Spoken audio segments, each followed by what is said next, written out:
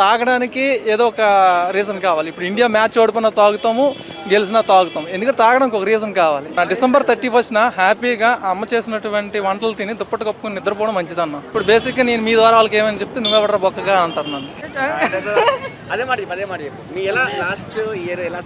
అన్న బేసిక్గా సెలబ్రేషన్స్ అంటే ఏమంటావు అన్న, పెద్దగా అందులో గడిచేది ఏం లేదు. ఇప్పుడు ఇయర్ సెలబ్రేషన్స్ ఏమంటుంది, డిసెంబర్ 31 అవ్వగానే జనవరి 1 వస్తుంది. యాక్చువల్లీ హైదరాబాద్లో అయితే దావత్లు, పార్టీలు, పబ్బులు, తాగుడు గవి ఉంటాయి. మీరు ఎట్లా ఏం చేసి? నేనైతే బేసిక్గా శీతాకాలం కాబట్టి దుప్పటి కప్పుని పడుకుంటున్నాను. మరి అంతకు మించి ఏం లేదు. ఎందుకంటే డిసెంబర్ 31 నేను సెలబ్రేట్ చేసుకున్నా. నెక్స్ట్ ఇయర్ డిసెంబర్ 31 వరకు లైఫ్లో ఏమైనా సాధించాలి, ప్రయత్నించాలి తప్ప ఇయర్ ఒక డేట్ మారితే లైఫ్ ఏదో చేంజ్ అయిపోద్ది అనుకోవడం. నేను జనాలు మొత్తం సెలబ్రేషన్స్ పేరు మీద ఎంతమంది తాగడం దేనికి, ఎంత డబ్బులు పెట్టి కొనడం దేనికి, మైండ్స్ కానీ మందు కానీ. మరి వాళ్ళకి అది ఎంటర్టైన్మెంట్ అన్న. అంటే తాగడానికి ఏదో ఒక రీజన్ కావాలి. ఇప్పుడు ఇండియా మ్యాచ్ ఓడిపోయినా తాగుతాము, గెలిచినా తాగుతాం. ఎందుకంటే తాగడానికి ఒక రీజన్ కావాలి. సో ఇది కూడా అంతే అవ్వచ్చు బహుశా. నాకు సెలబ్రేట్ చేసుకోలేదా?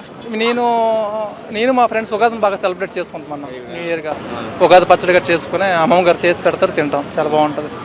నాకు తెలిసిన ఇయర్ ఏదైనా ఉందంటే అది ఉగాది. 31st నైట్ అట్లా చేసి డ్రింక్ టైంలో దొరికి అరే కూర్చున్న మళ్ళీ బైక్ సీజ్ అయిపోయి ఇవన్నీ కష్టాలు పడవాలి మీరేం చెప్తారు?